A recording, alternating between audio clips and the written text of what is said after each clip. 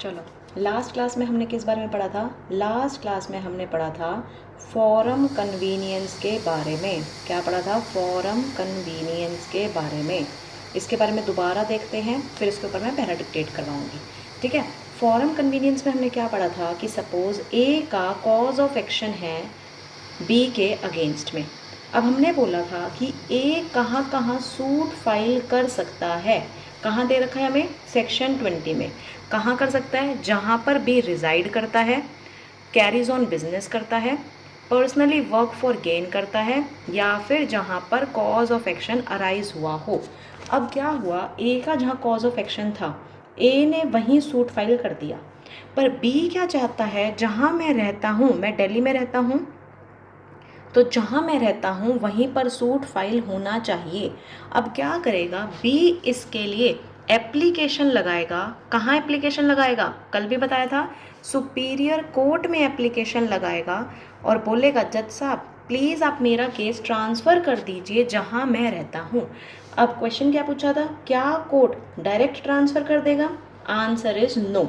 हम देखेंगे, क्या देखेंगे कि अगर मैंने केस को ट्रांसफ़र कर दिया तो बी को क्या फ़ायदा होगा और ए को कितना नुकसान होगा। अगर मैंने ट्रांसफ़र नहीं किया तो बी को कितना नुकसान हो जाएगा ट्रांसफ़र नहीं किया तो, और ए को कितना फ़ायदा होगा। तो मैं दोनों के इंटरेस्ट को कोर्ट बैलेंस कर कर चलेगा। This is called as forum convenience. क्या टर्म है ये? फॉरम कन्वीनियंस, ठीक है। कल हमने क्लास में डिस्कस कर लिया था लास्ट। अब इसी के ऊपर मैं पहले एक पैरा डिक्टेट करवाऊंगी, फिर हम सेक्शन 22 स्टार्ट करेंगे। आज हमें सेक्शन 22 से 25 कवर करना है, ठीक है। तो पहले एक पैरा लिखो, किसके ऊपर लिखोगे? बैलेंस ऑफ कन्वीनियंस के ऊपर लिखो टॉपिक, बैलेंस ऑफ कन्वीनियंस। चलो अब लिखो, the court will first of all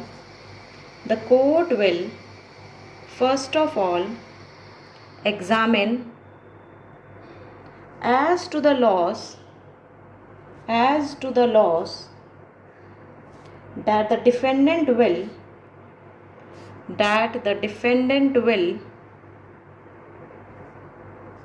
suffer if the suit is not transferred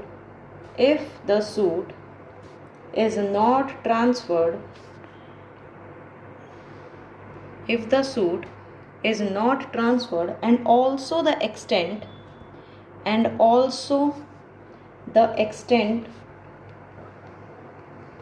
to which the loss is irreparable,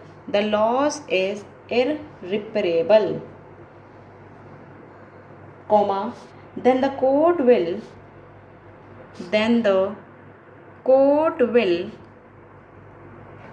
examine the extent of loss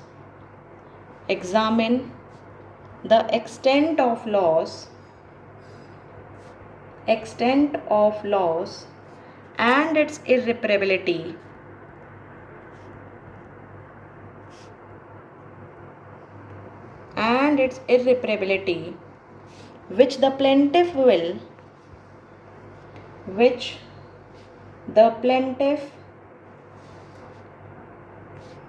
suffer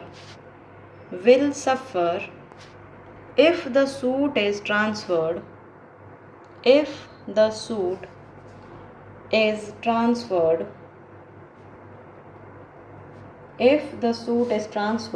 thereafter, comma, the court will draw a balance between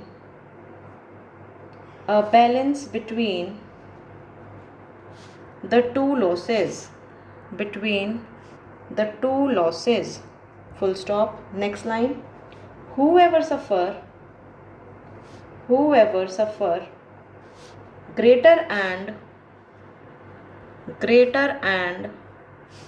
more irreparable loss, the order will be passed will be passed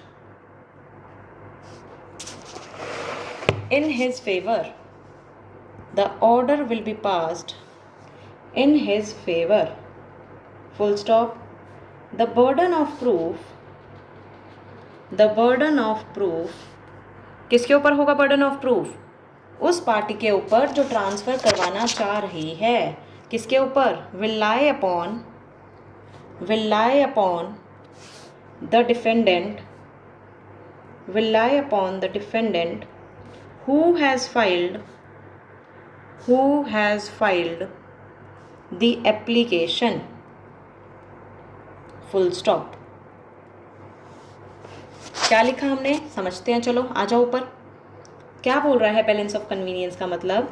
court जो है पहले examine करेगी loss कितना होगा defendant को अगर हमने transfer उसका सूट नहीं किया तो. डिफेंडेंट मतलब जो बी कह रहा है कि सर जी जहाँ मैं रहता हूँ वहाँ ट्रांसफ़र करवा दो. अगर ट्रांसफ़र नहीं किया तो कितना लॉस होगा उसको. And also to the extent to which loss is irreparable. इतना कितना लॉस होगा कि हम उसकी भरपाई नहीं कर पाएंगे. फिर कोर्ट क्या एग्जामिन करेगी? वो लॉस जिसकी हम भरपाई नहीं कर पाएंगे जो प्लेंटिफ को हो जाएगा. अगर हमने सूट ट्रांसफ़र कर दिया तो प्लेंटिफ को कितना लॉस होएगा. कोर्ट फिर उस चीज़ को एग्जामिन करेगी. फिर कोर्ट क्या है दोनों के बीच में बैलेंस देखेगी, दोनों लॉसेस के बीच में कि कौन सी पार्टी को कितना ज़्यादा लॉस होगा. ठीक है. Whoever suffer greater and more irreparable loss, जिसको भी ज़्यादा लॉस होगा, ग्रेटर लॉस होगा, ऑर्डर उसकी फेवर में पास कर दिया जाएगा. बर्डन ऑफ प्रूफ किसके ऊपर होगा? जो एप्लीकेशन लगा रहा है. किस चीज़ की एप्लीकेशन लगा रहा है? ट्रांसफ़र करने की. क्या ट्रांसफ़र करने की? सूट ट्रांसफ़र करने की. कहाँ से? कोर्ट 1 से कोर्ट 2 में. ठीक है. चलो अब हम आगे चलते हैं. अब हम पढ़ेंगे पहले सेक्शन 22 क्योंकि ये जो हमारा बैलेंस ऑफ कन्वीनियंस है वो सेक्शन 22 से सेक्शन 25 तक का ये सारे पॉइंट्स कवर करता है. अब हम देखते हैं सेक्शन 22. देखो बेयर एक्ट मैं भी इसी में खोल देती हूँ. आ जाओ सेक्शन 22 पे. सेक्शन 22 किस चीज़ की बात कर रहा है? Power to transfer suits which may be instituted in more than one court. क्या बोल रहा है? ट्रांसफ़र करने की power. Where a suit may be instituted in when any one of 2 or more courts. Court 1 भी केस को try कर सकता है जहाँ पे कॉज ऑफ एक्शन अराइज हुआ और जहाँ डिफेंडेंट रिजाइड करता है मतलब कोर्ट 2 भी केस को ट्राई कर सकता है. And is instituted in one of such court. हमने कोर्ट 1 में, यहाँ लिख लो कोर्ट 1 में अगर मैंने केस डाल दिया. किसने डाल दिया? प्लेंटिफ ने डाल दिया. ठीक है. एनी डिफेंडेंट, कोई भी डिफेंडेंट नोटिस देने के बाद टू द अदर पार्टी. दूसरी पार्टी कौन है? Mister A. और ये प्लेंटिफ था मिस्टर ए. डिफेंडेंट कौन है यहाँ पे? मेरा मिस्टर बी. वो बी ए को नोटिस देगा अदर पार्टीज को at the earliest possible opportunity, जितनी जल्दी हो सके. एंड अगर हमारे वही बात इशू सेटल हो गए तो उससे पहले वो अप्लाई करेगा कि सूट को ट्रांसफ़र कर दिया जाए दूसरी कोर्ट में, कोर्ट 2 जहाँ पर वो रिजाइड करता है. And the court to which such application is made. हमने एप्लीकेशन कहाँ लगाई थी? अभी हमने एप्लीकेशन लगाई थी कोर्ट 1 में. जहाँ पे हम एप्लीकेशन लगा रहे हैं वो पहले पार्टीज के ऑब्जेक्शन देखेगा. अगर दूसरी पार्टी ऑब्जेक्ट कर रही है वो सारी ऑब्जेक्शंस देखेगा. शैल डिटरमाइन, फिर देखेगा कि कई सारी कोर्ट्स मतलब कोर्ट 1 और कोर्ट 2 में से जिसका जुरिस्डिक्शन है कौन सी कोर्ट को प्रोसीड करना चाहिए. अगर कोर्ट ये सब एग्जामिन करने के बाद अभी हम बताएंगे कि कौन सी कोर्ट में एप्लीकेशन लगती है, वो हम सेक्शन 23 में पढ़ेंगे. इसमें क्या बताया है? Court to which such application is made. कौन सी कोर्ट है? कोर्ट 1 में एप्लीकेशन नहीं लगेगी, हमारी सुपीरियर कोर्ट में एप्लीकेशन लगेगी. और ये कहाँ लिखा है सुपीरियर कोर्ट का? सेक्शन 23 में पढ़ेंगे अभी हम. ठीक है. तो वो कोर्ट जो है सुपीरियर कोर्ट वो डिसाइड करेगी और वो एग्जामिन करेगी. क्या चीज़ एग्जामिन करेगी? कि कौन सी कोर्ट को अब उस सूट के साथ प्रोसीड करना चाहिए. ठीक है. आ जाओ अब सेक्शन 23 पे. चलो अब हम सेक्शन 23 देखते हैं. सेक्शन 23 किस चीज़ की बात करता है? वही अभी जो मैंने बताया. To what court application lies. कौन सी कोर्ट को हम एप्लीकेशन देंगे? किस चीज़ की एप्लीकेशन? ट्रांसफ़र करने की, सूट को ट्रांसफ़र करने की. ठीक है. देखो where the several courts having jurisdiction. जब कई सारी कोर्ट्स के पास जुरिस्डिक्शन होता है मतलब कोर्ट 1 भी केस ट्राई कर सकता है, कोर्ट 2 भी केस ट्राई कर सकता है. अब हम एप्लीकेशन किसको लगाएं? और ये सारी कोड्स सब ऑर्डिनेट हैं to the same appellate court. Application shall be made to the appellate court. ये मैंने कल भी एग्जाम्पल बताया था। चलो पहले हम इसको एग्जाम्पल से ही समझते हैं।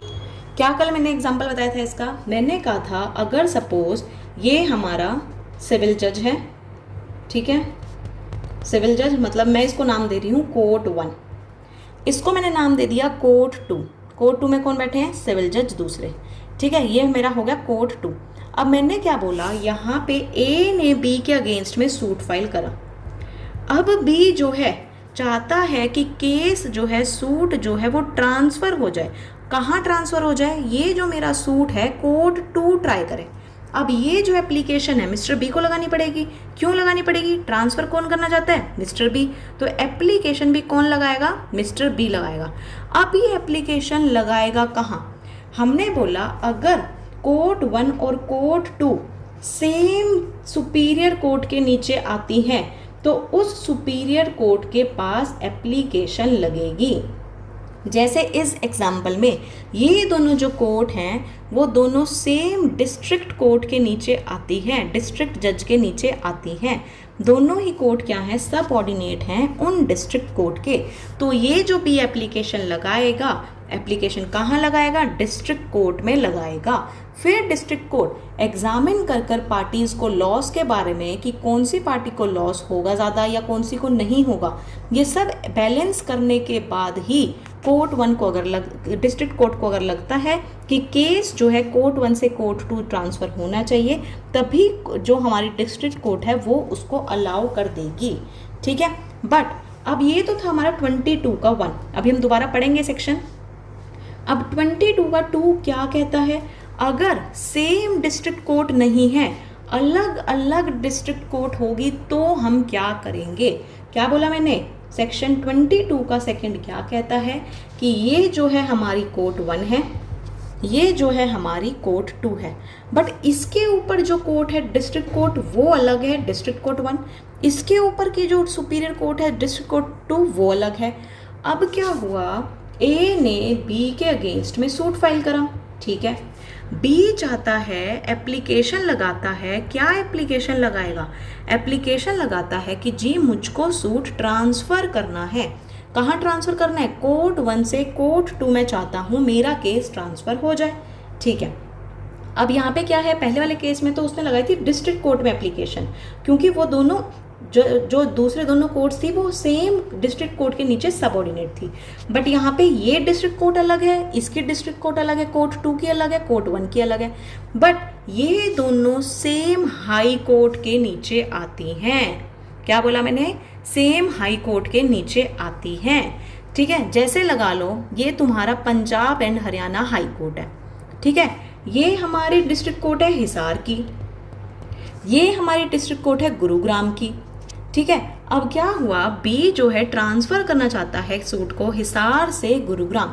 अब दोनों के डिस्ट्रिक्ट कोर्ट अलग है, तो मिस्टर बी एप्लीकेशन कहाँ लगाएगा? हाई कोर्ट में एप्लीकेशन लगाएगा ट्रांसफ़र करने के लिए केस। कहाँ से?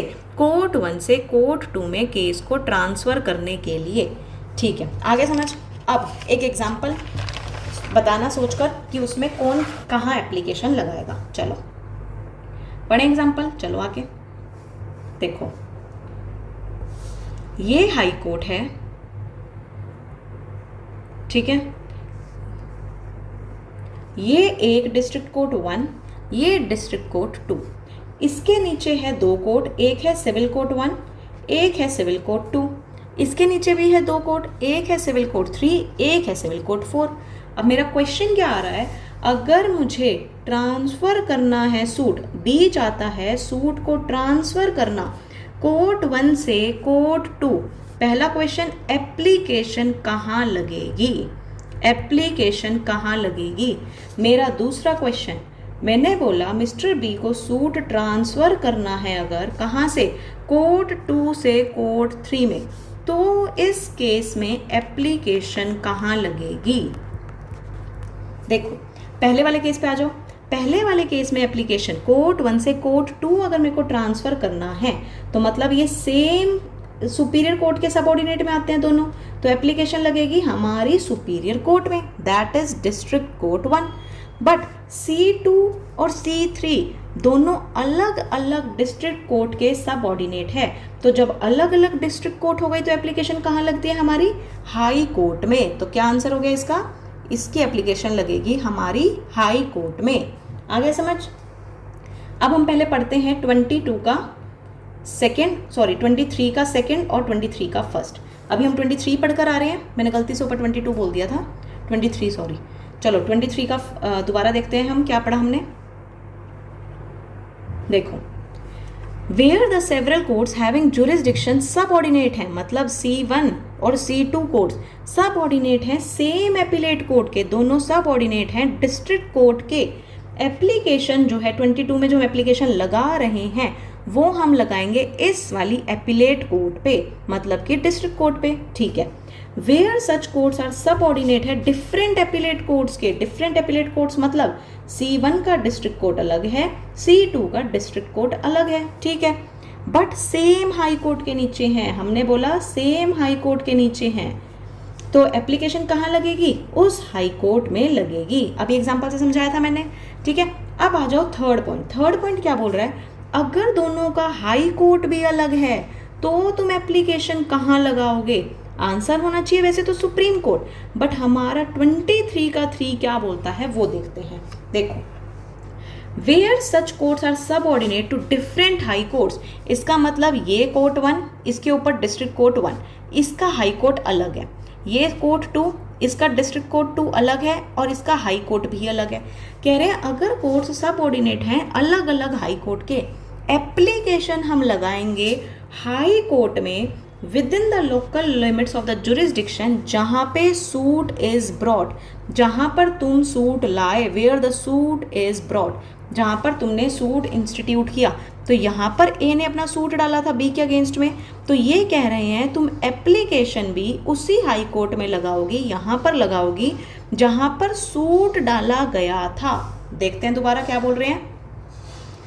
हमने बोला हम सेक्शन 23 पढ़ रहे हैं। सेक्शन 23 का सब सेक्शन 3 क्या बोल रहा है?